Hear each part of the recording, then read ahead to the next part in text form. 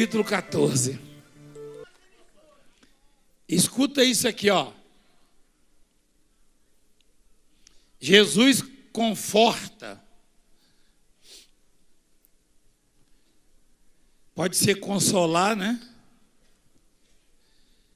Ou tirar deles aquele incômodo, aquela preocupação negativa. E os discípulos estavam muito preocupados. Na verdade, estavam desesperados. Isso é comum nos homens, né? Você sabe que não tem negócio de homem forte, super-homem, homem grande, não. Só tem um que é grande. Não é verdade, meu filho? Não se turbe o vosso coração. Credes em Deus, crede também em mim. Olha. Quem foi que falou isso?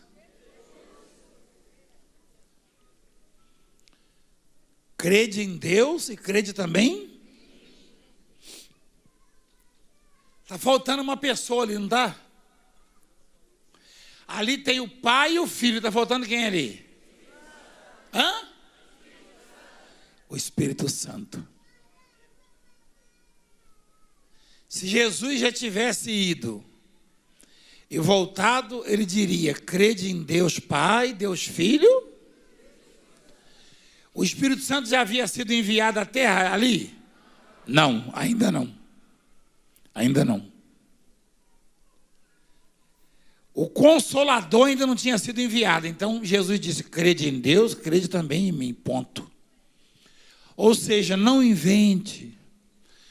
Não fica arrumando santo daqui, santo dali, Deus daqui, Deus dali, profeta daqui, profeta dali. Crede em Deus Pai, em Deus Filho e Deus Espírito Santo hoje.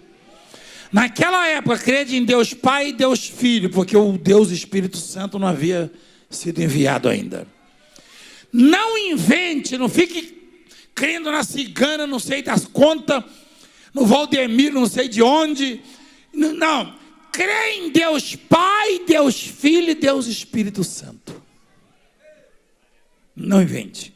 Não, que eu conheço uma simpatia que é feita com som não sei o quê, não esquece. Esquece que vai dar a zebra. Jesus foi claro. Crede em Deus e crede também? Mas na frente ele disse: eu vou, mas eu vou mandar um outro Consolador. Quem? O Espírito Santo. Os discípulos estavam muito preocupados. Com medo da solidão, tá? E das investidas de Satanás. Por isso, Jesus falou essas palavras. E continuando no 2, ele diz: na casa do meu Pai há muitas moradas. Muitas moradas. Jesus é Deus, né? O que é muito para Deus? Para Deus muito é o quê? Não, porque para nós qualquer coisa é muito, você concorda? Quem concorda? Para nós, Moisés falou: tem muita gente aqui no deserto, como é que o senhor vai arrumar comida? Os discípulos falaram: tem muita gente aqui, despede esse povo. Agora, o que é muito para Deus? Jesus falou muitas moradas. Ele quis dizer o seguinte: se toda a humanidade quisesse, seria toda ela salva. Ou seja, tem lugar para todo mundo no céu. Você quando imagina uma morada, uma casa, você imagina o quê? Uma família feliz, né? Pessoas contentes, pessoas, convivência. E se Jesus disse que no céu há moradas, isso quer dizer que a vida, ela é eterna. Se eu e você não fôssemos eternos, para que essas moradas, não é verdade? Quem concorda? Para que morada no céu? Pois lá não vai ter esse negócio de um querendo tomar a morada do outro, a terra do outro, sem teto, não.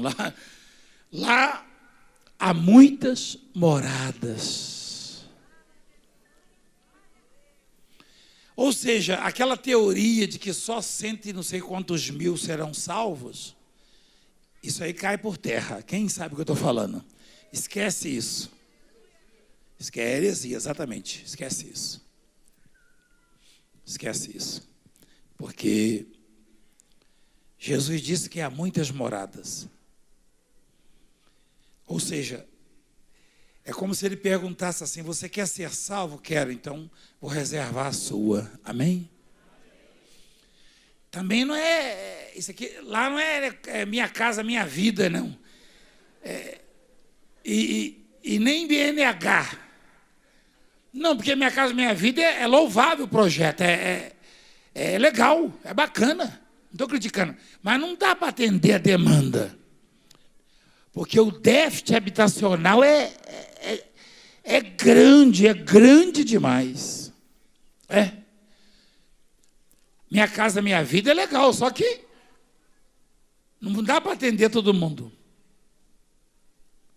Meu Deus do céu, tem tanta gente que não tem casa própria, não é verdade? Lá no céu não, lá no céu ninguém vai ficar sem morada. Ninguém. Porque Jesus está afirmando, não sou eu.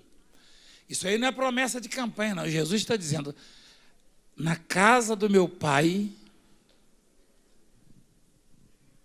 puxa, tem uma coisa que eu percebi, não sei se você percebeu, que as moradas lá não são isoladas, não. É como uma grande, é uma mansão só com muitas suítes. Não é verdade? Quem percebe, porque ele falou, na casa de meu pai há muito. Como é que você vai entender isso? Que há moradas na casa do meu pai. Espera aí. Isso sugere que eu e você vamos morar numa mesma casa com Deus. Uma casa gigantesca, cada um na sua suíte. Hein? Eu fico imaginando o momento da comunhão. O pai na cabeceira da mesa. Porque, olha o que ele diz, na casa de meu pai, quer dizer, nós vamos habitar na própria casa do pai, não é isso? Tem uma suíte para cada um de nós, amém? Se assim não for, eu vou-lhe teria dito. Pois vou preparar-vos lugar. Jesus disse, eu vou preparar-vos lugar. Tem umas coisas em Deus que tocam muito o meu coração. Porque eu e você temos tendência à soberba. Todo ser humano tem uma tendência à soberba, à vaidade, o orgulho. Tá? Eu conheço pessoas, você também conhece, que pareciam ser tão humildes, falavam com todo mundo, e cresceram, galgaram alguns degraus, e agora já passam perto dos conhecidos como se não os conhecesse. Quem já viu isso? Gente, isso aí é terrível, terrível. É terrível. Eu não faço para aparecer, né? Pelo contrário, isso aí está na pessoa. Mas quando eu passo perto de alguém, sem cumprimentar, e eu percebo, eu volto, peço desculpa e cumprimento. Alguém já deve ter visto isso. Os seguranças veem isso direto.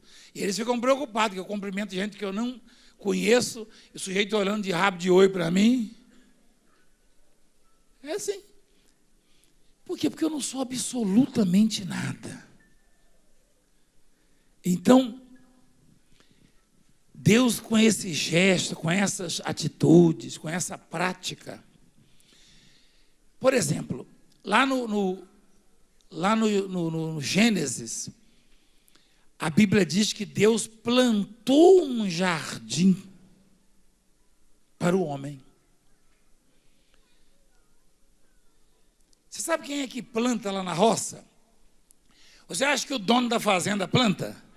Quem trabalhou na roça? O dono da fazenda planta? Planta nada, aparecia lá de vez em quando com o jipinho dele. Aquele jipinho, aquele de fechar a tampa assim com a... Aqueles antigos, William, né? Aparecia de vez em quando com o jipinho para ver a lavoura. Quem é que planta? São os colonos, os empregados. Lá na roça fala assim, planta de ameia. É meia-meia, entendeu? Ou de terça. Mas veja se foi o Adão ou a Eva que meteram a mão na massa. Quem meteu a mão na massa ali? Quem meteu a mão na massa? E plantou o Senhor Deus um jardim no Éden. Quem plantou o jardim? Deus é dono de tudo, pode tudo. Não pode ser contrariado. E mesmo assim é humilde. E Ele próprio botou a mão na massa e plantou um jardim para nós.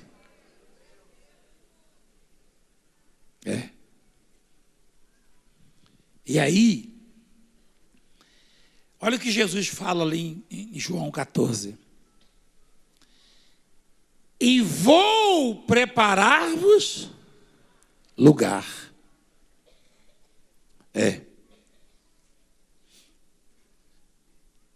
Além de ter preparado uma casa para nós, uma morada, dentro da casa do Pai, uma suíte, normalmente é uma camareira, alguém que arruma o quarto, forra as camas, troca as fronhas, enfim, vê se tem alguma coisa fora do lugar, né?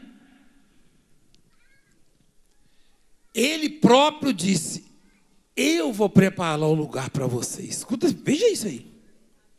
Como se não bastasse no passado o Senhor ter plantado um jardim para nós, Ele agora falou, vocês vão morar na mesma casa que eu moro com meu pai, e eu é que vou preparar a suíte de vocês.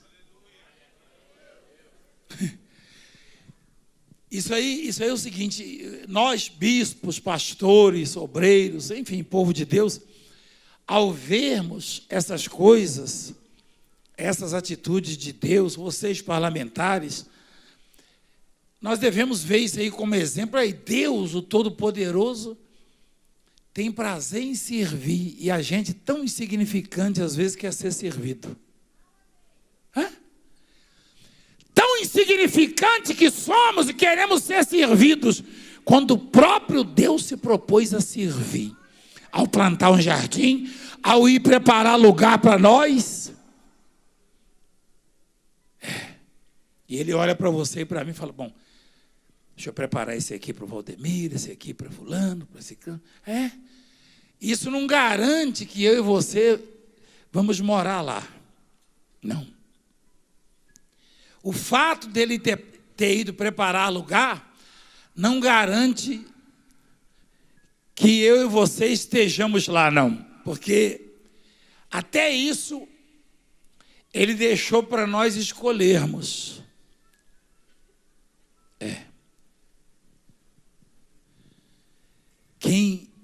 Quem solicita e toma posse da chave da sua própria moradia, da sua própria morada, é você, sou eu. Nós é que decidimos para onde vamos. Até nisso Ele é maravilhoso, né? É o livre-arbítrio. Então Ele disse, e vou preparar-vos lugar. E quando eu for vos preparar lugar, voltarei e vos levarei para mim mesmo, para que onde eu estou, estejais vós também. Que legal, né? Olha. Presta atenção na gramática. Jesus diz... Jesus estava... Toda vez que Jesus afirma isso nos dá o quê? O entendimento da onipresença de Deus.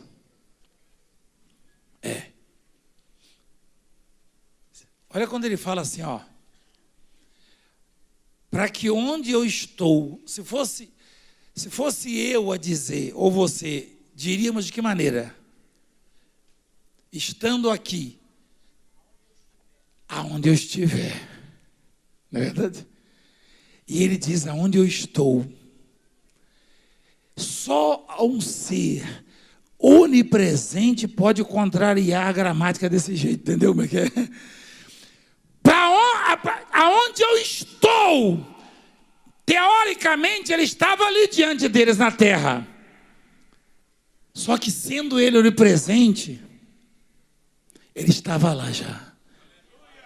Você entende isso? Onde eu estou? Você quer ver uma coisa? Tem uma outra passagem aí que ele afirma. Acho que vem a seguir. Vamos lá. Acho que nós vamos chegar. Acho que é nesse texto mesmo.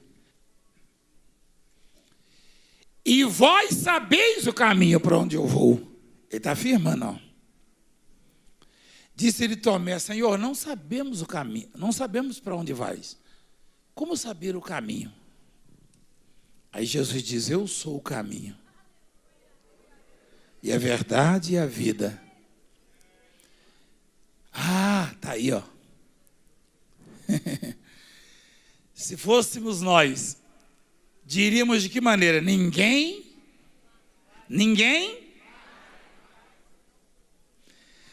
Olha de novo, olha a gramática. Jesus diz, ninguém vem ao Pai, senão por mim. O que ele quer dizer com isso? Ninguém vem.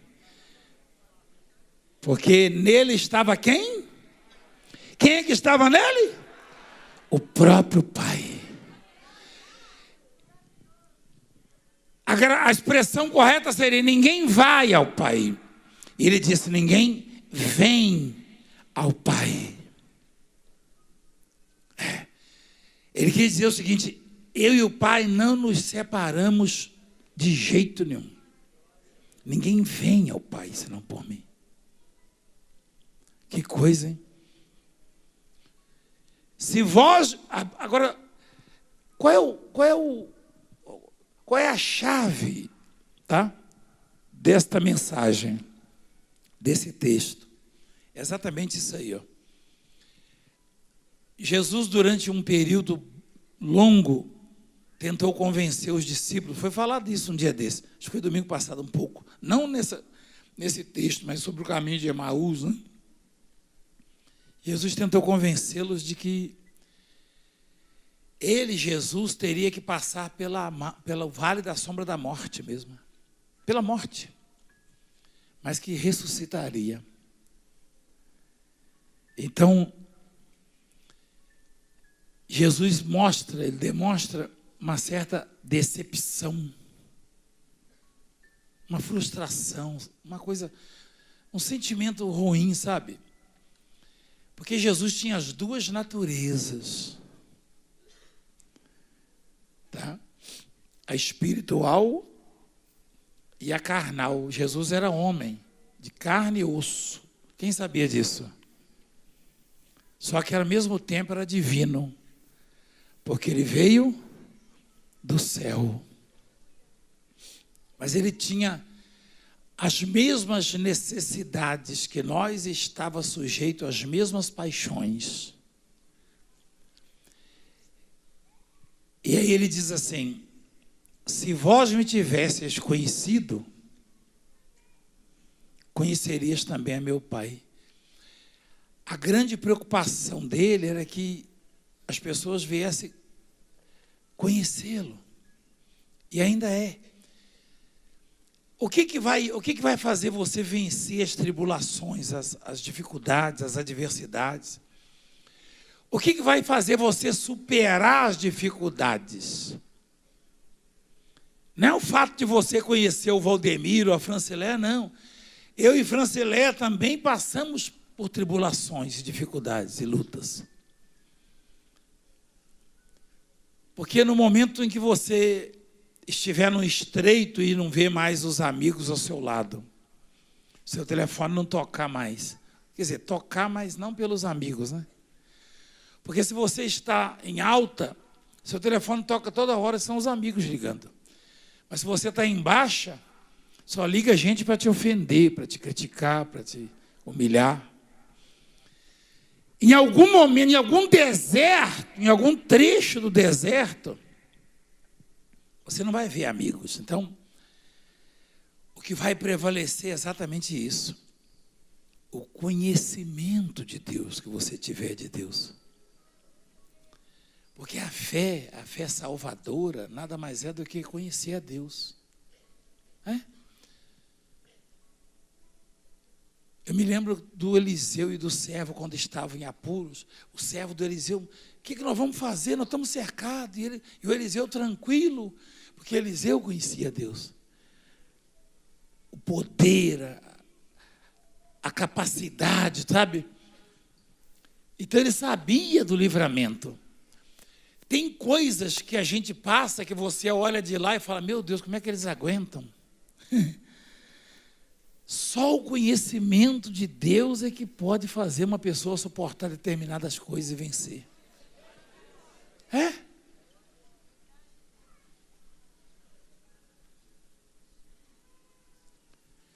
Moisés falava para o povo que Deus estava no controle. E o povo desesperado. Mas o mar, quem consegue passar o mar nadando? Faraó vai nos matar nesse deserto. Não tinha cemitério lá no Egito. Aí Moisés falou, Senhor, e aí? Ele falou, manda o povo marchar e fere as águas. Aí abriu, eles passaram em terra seca. Moisés sabia do livramento, mas o povo não sabia. Porque Moisés conhecia Deus. Quando a gente fala para você, vai ser assim. Eu não sou palestrante, também não sou animador de auditório. Não, embora vocês se sintam animados às vezes, de boas risadas, né? Mas eu não fui chamado para isso, eu não sou um artista, não. Não. Quando eu digo vai ser assim, eu estou falando com conhecimento de causa. Então, só quem conhece o poder tremendo que Deus tem pode afirmar determinadas coisas.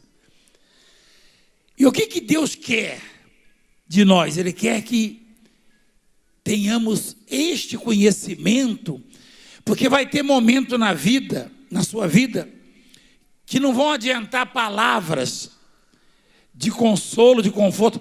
Só o conhecimento de Deus, só você mesmo sabendo quem é Deus, do que Ele é capaz, é que vai te dar a resposta, é que vai te fazer superar, vencer. Só isso. Então, Jesus disse, se vós me tivesseis conhecido, conhecerias também a meu Pai. Desde agora o conheceis. Isso aí já foi mais para provocar essa outra parte. Provocar os discípulos. Desde agora o conheceis, o tendes visto. Ele estava falando a verdade, mas os discípulos não entendiam isso. Replicou-lhe Filipe, Senhor, mostra-nos o Pai e isso nos basta. Disse-lhe Jesus, Filipe, há tanto tempo estou convosco e não me tendes conhecido? Quem me vê a mim, vê o Pai. E como diz tu, mostra-nos o Pai? Quer dizer, eu já tenho mostrado coisas para vocês que só é possível ao Pai ou só são possíveis as realizações dessas coisas através do poder do Pai. Foi isso que Jesus quis dizer. É mais ou menos você querer atribuir esses feitos, essas coisas que nós mostramos aqui, aquela mulher, aquele jovem apodrecendo a boca, definhando, né? Ele deve ter o quê? 1,65 m por aí, não é isso? E perdeu 25 quilos. Então, não é preciso ser muito inteligente, ser acima da média, para entender que Valdemiro, ainda mais Valdemiro que não esconde as suas fraquezas, não é preciso ser acima da média para entender que Valdemiro não é capaz de fazer isso. E a quem você vai atribuir isso aí? Então, isso te dá a segurança de que Deus está no meio da igreja. Jesus disse: se não virdes sinais e milagres, não crereis. Foi por isso que ele falou: há tanto tempo estou convosco que não me tendes conhecido, quem me vê a mim? E como diz tu, mostra-nos o Pai? Não crês que eu estou no Pai e que o Pai está em mim? As palavras que eu vos digo, não as digo por mim mesmo, mas o Pai que permanece em mim faz as suas obras. Que coisa bonita, né? Quer dizer, eu não seria capaz de falar essas coisas de mim mesmo. Ele disse. E se ele, sendo filho de Deus, atribuiu ao Pai as virtudes e as obras maravilhosas da vida dele, imagina um pecador como eu. Vou atribuir a quem? Se o Filho de Deus, o Santo, o nosso mestre, atribuiu ao Pai, ele falou: ó, quem faz essas obras aí é o Pai, ó. Quem fala essas coisas por meu intermédio é o Pai. Eu vou atribuir a quem? Se ele, Santo, atribuiu ao Pai, e o pecador aqui vai atribuir a quem? E você que está do outro lado para fazer o juízo, hein? Para discernir entre o que é certo e o que é errado, você tem essa capacidade. Você tem juízo. Lá na roça usa muito essa expressão: fulano não tem juízo. Mas não está certo isso não, porque não ter juízo é ser louco. Porque você sabe muito bem o que é certo, o que é errado, o que é o bem e o que é o mal. Isso é ter juízo. Então você tem que fazer um juízo. Qual o juízo que você faz de uma obra que purifica leprosos, que ressuscita mortos, que liberta drogado, que transforma bandidos em homens de bem, que tira da miséria e prospera? Qual o juízo que você faz de uma obra onde o povo se reúne e adora a Deus e a presença de Deus invade o templo? Qual é o juízo?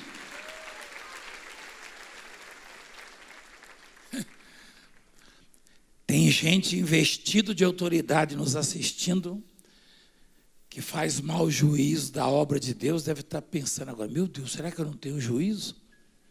Isso é mau, porque você tem caneta para decidir, você tem martelo, você tem isso, você tem aquilo. Você tem que ter juízo. Tem que ter, senão você vai fazer besteira. E Deus vai cobrar de você. Porque, pensa bem, se você não sabe discernir, eu lembrei do Nicodemos. O Nicodemos era um príncipe, Nicodemos era uma autoridade conhecida, reconhecida. E Jesus, tanto é que ele falou, olha o juízo que ele fez, ó. Eu sei que o Senhor é de Deus, porque ninguém pode fazer os sinais que tu fazes se Deus não estiver com ele. Aí Jesus falou: você tem que nascer de novo. Aí pronto. Aí embananou a cabeça do Nicodemos. Deu um nó no cérebro dele, igreja. Ele falou: peraí, Como pode um homem nascer sendo velho? Pode, porventura, voltar ao ventre materno e nascer uma segunda vez? Jesus falou, não, você tem que nascer da água e do Espírito. E ele continuou sem entender.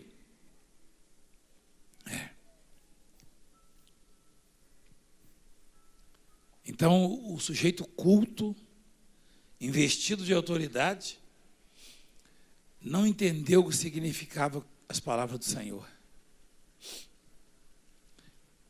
Aí, quando eu, na minha insignificância, as compreendo e as interpreto para vocês, eu fico pensando como Deus é maravilhoso, né? Ele ocultou essas coisas maravilhosas dos sábios, dos grandes, e as revelou aos pequeninos, aos insignificantes.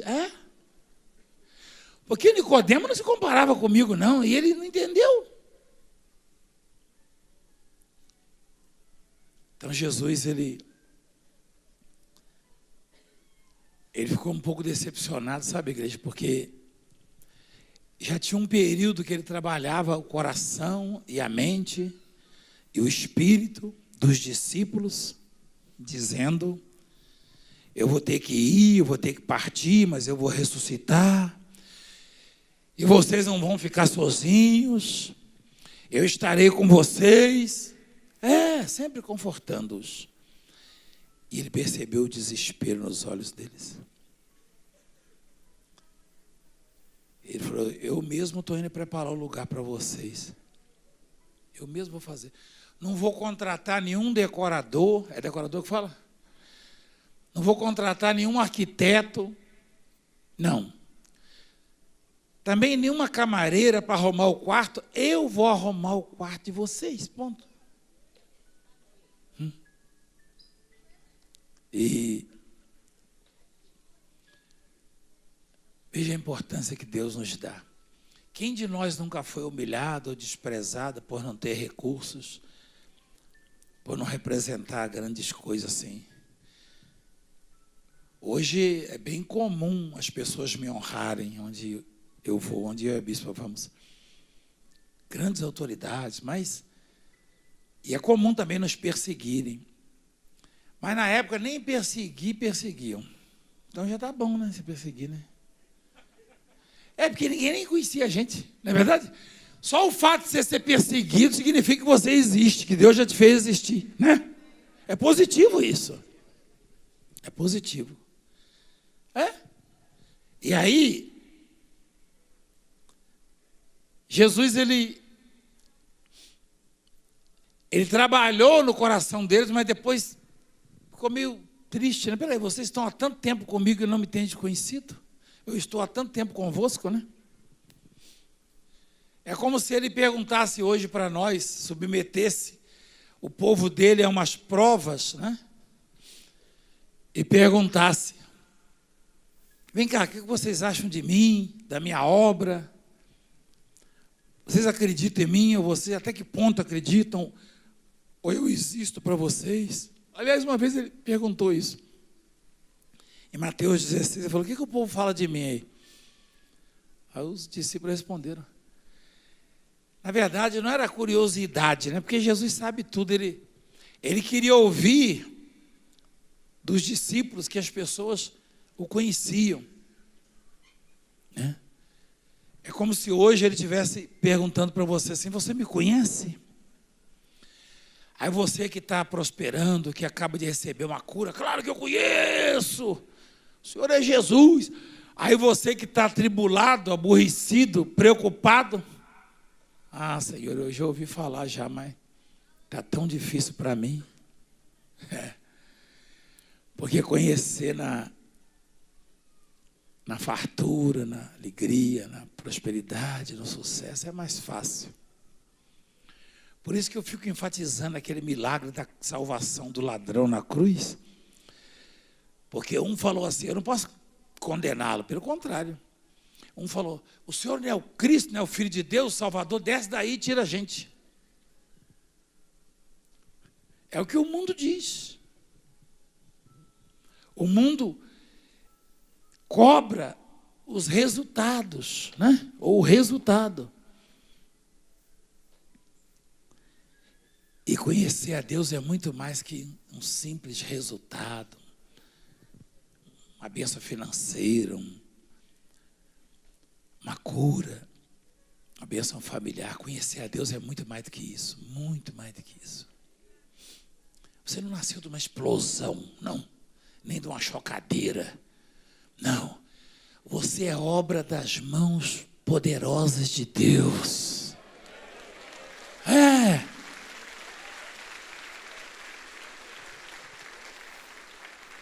Então, Jesus ficou decepcionado, né? Estou há tanto tempo convosco, não me tendes conhecido? Hã? Eu e você temos muitos motivos, razões de sobra para declararmos a Deus que o conhecemos. É claro que em algum momento o caminho vai estar muito estreito, sabe? Eu tenho passado por isso, você deve saber disso.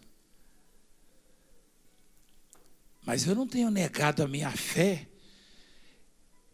embora eu deixe transparecer, porque eu não finjo, às vezes, a minha indignação. Mas eu tenho respaldo na Bíblia, porque o próprio Deus sente indignação todos os dias, diz a palavra. Né? Mas eu às vezes eu me vejo também no estreito, sabe?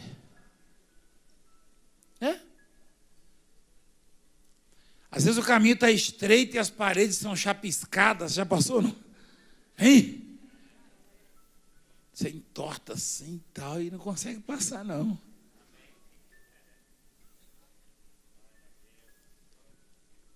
E aí é necessário demonstrar o conhecimento que você tem de Deus. Na verdade, Deus está dizendo a você que ninguém tem motivo para duvidar dele, da existência, da companhia dele, do companheirismo, de tudo que ele tem demonstrado. E ele está prometendo na palavra dele que no momento difícil da sua vida, pode contar com ele que ele vai estar ali. Ele vai estar ali.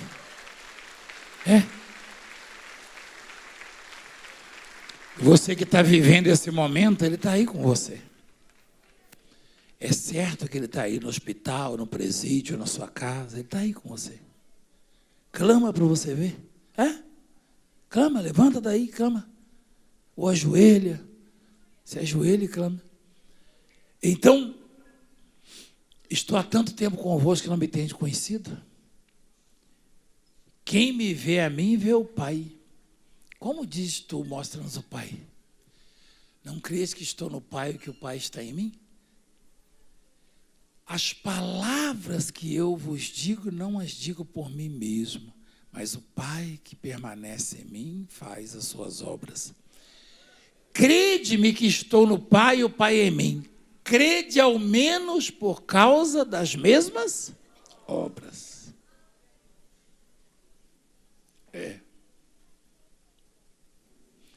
Eu já fui perguntado tantas vezes por autoridades, delegados e repórteres.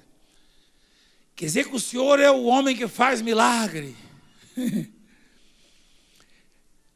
Perdem o tempo deles.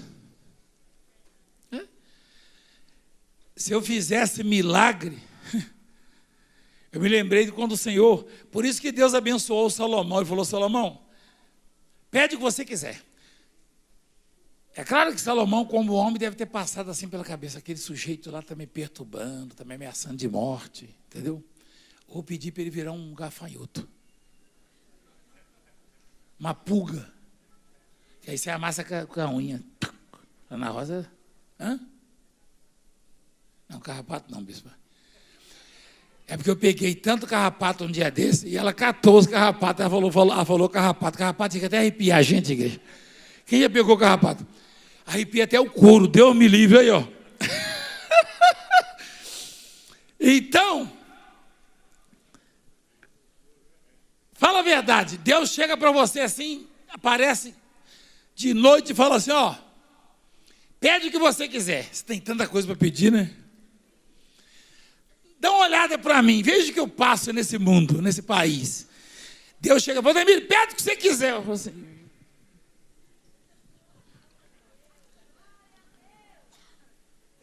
Salomão falou assim, eu quero sabedoria para cuidar do meu povo. Aí Deus falou, Salomão, eu vou te dar tanta coisa, ninguém nunca recebeu, nem vai receber o que eu vou te dar, porque você podia ter pedido a morte dos seus inimigos. Mostra lá, olha lá. Nem a morte dos teus inimigos, no plural, ele tinha inimigos, não tinha, igreja? Todo mundo tem. Tem gente que fala assim, eu não tenho inimigo, vai nessa aí. Vai. Tem nego aí torcendo para você tropeçar e bater com o nariz no chão. Tem nego...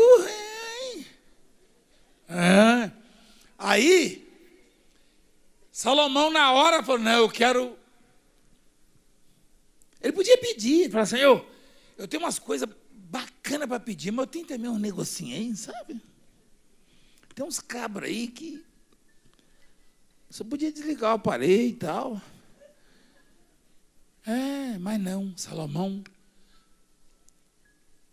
nem tinha tanta sabedoria assim, mas demonstrou, né? Porque depois que ele recebeu, mais ainda. Mas ele era um homem bom, sabe? De coração bom. E ele perdoava. Isso é bom. Então, Jesus falou assim, crede-me que estou no Pai e o Pai em mim. Crede ao menos por causa de quê? É o que eu estava dizendo. Eu e você vemos, presenciamos determinadas coisas que não pode entrar na nossa cabeça que algum homem esteja fazendo aquilo ali. Você entende o que eu estou falando? Quem que já viu coisas que não adianta dizer, porque homem nenhum pode fazer essas coisas que você viu? Quem já viu? Toda a igreja.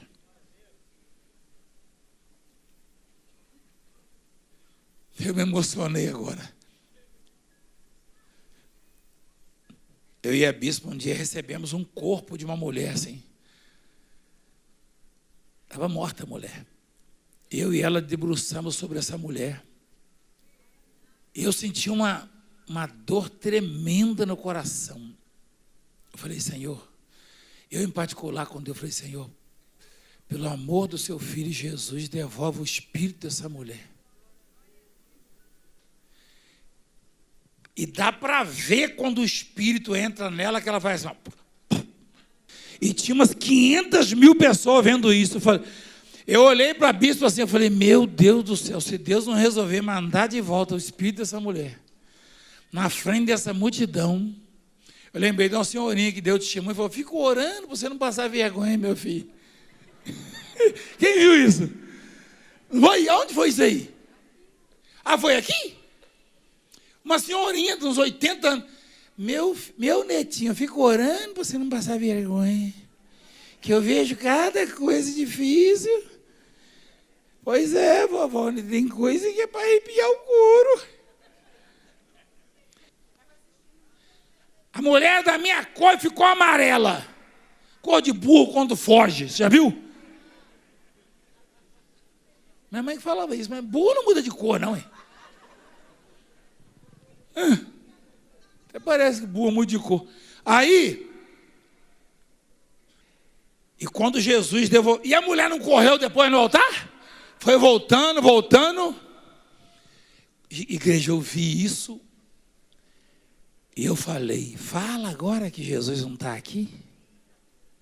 Falei comigo mesmo assim, né? Mas eu passei um aperto, igreja. Ainda bem que essas senhorinhas ficam orando, Senhor, não deixa ele passar vergonha. Não é verdade? A oração é muito legal, né? Eu falei em carrapato que eu estou coçando meu pé. Misericórdia. É psicológico, né, esse negócio, né? Gente, Jesus falou, crede-me que estou no Pai e o Pai em mim. Crede ao menos por causa das mesmas o quê? Olha lá. Em verdade vos digo, que aquele que crê em mim fará também as obras que eu faço e outras maiores fará, porque eu vou para junto do Pai.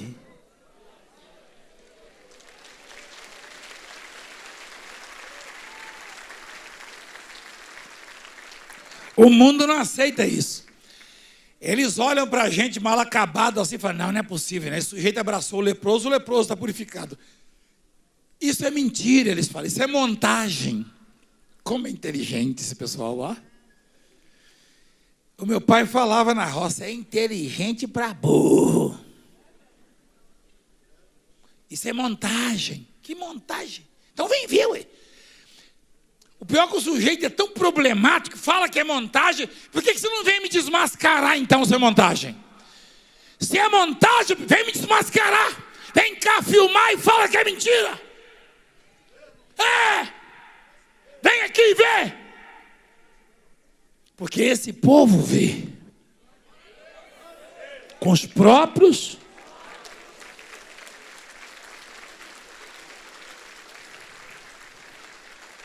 Quase que eu falei que é a terra de comer, mas não gosto de falar isso não.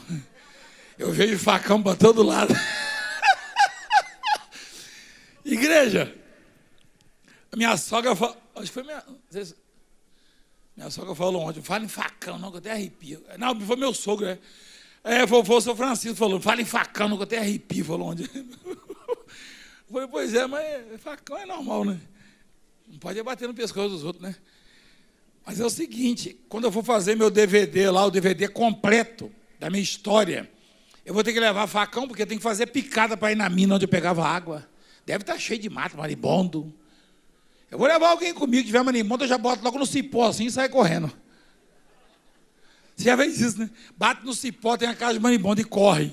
Meu Deus, aí eu quero ver se o sujeito não corre. Aquilo ali cura até paralítico. Cheio de corre mesmo, marimbondo? Tá doido. Ó. Jesus disse, aquele que crê em mim fará também o quê? E outras? Porque eu vou. Olha que notícia boa para nós, igreja. Ó. E tudo quanto pedirdes, em meu nome isso farei, a fim de que o Pai seja... Por que Deus te atende? Por que Ele me atende? Hein? Exatamente. Olha lá. Para que o Pai seja glorificado no Filho. Quando acontece um milagre, igreja, quem é glorificado? Se me pedirdes alguma coisa em meu nome, eu, se me amais, guardareis os meus mandamentos. Se me pedirdes alguma coisa em meu nome, eu farei. Quem está dizendo isso? Então você conhece isso. Se você pedir qualquer coisa no nome dele, ele fará por você. Traduzindo, você não precisa do Valdemiro. Você só precisa conhecer a Deus. O Valdemiro nada mais é do que um instrumento trabalhando, um atalaia, um mensageiro para que você conheça a Deus. Só estou mostrando para você, ó. Você tem que conhecer a Deus. É mais ou menos você falar assim, o médico fulano de tal me curou. Não, o médico tem conhecimento de qual medicamento combate aquilo. Ele mostra para você, ele passa a receita. Toma isso aqui que você vai melhorar. Melhorei, doutor. Eu não falei? Doutor, obrigado. Eu falei, não, mas foi o remédio. Não é verdade? Ele tem conhecimento. Eu não faço nada, mas eu tenho conhecimento de quem é que pode mudar a sua história, escrever o seu nome na história e que ainda preparou um lugar para você. Se você vai ocupar ou não, aí depende de você. Eu tenho conhecimento disso. Amém? Quem entendeu a palavra?